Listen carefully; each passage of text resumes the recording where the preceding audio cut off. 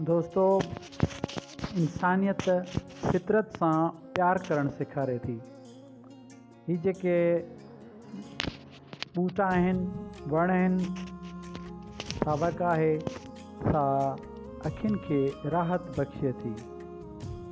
वण जिते असांखे तपश खां बचाइनि था, ऑक्सीजन ॾियनि था, उते असांजे तफ़रीह ऐं सुकून जो बि सामान बणिजनि था।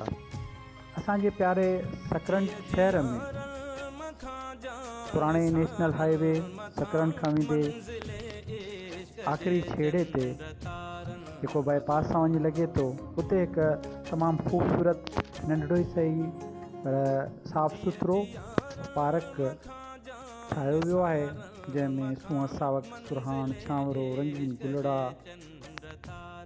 सावन ऐं सिहतमंद पननि तारियुनि सां लुॾंदड़ लमंदड़ ॿूटा ऐं धरती ते विछायल साई छबर जो कुदरती कालीन तव्हांखे दिलि जे गहराइनि सां भलीकार करे थो। हिन नंढड़े पार्क में सफ़ाई सुथराई जो इंतज़ाम तमामु बहितरीनु नज़र आयो।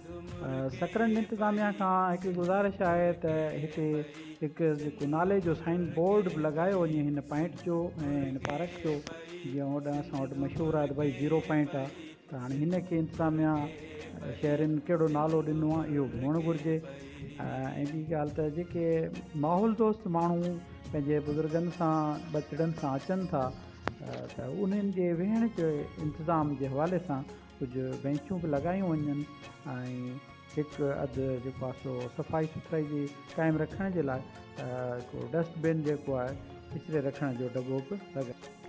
असांखे पंहिंजे वतन ऐं वसीलनि जे मालिकी सां गॾोगॾु माहौल दोस्त सरगर्मियुनि में पिणु भरपूर हिसो वठणु घुरिजे। हिन वक़्तु क्लाइमेट चेंज जे हवाले सां जेके चैलेंजिस आहिनि उन्हनि खे फेस करिणो पवंदो। दोस्तो, वीडियो ॾिसण लाइ तव्हांजा थोरा ई आहियूं। महिरबानी।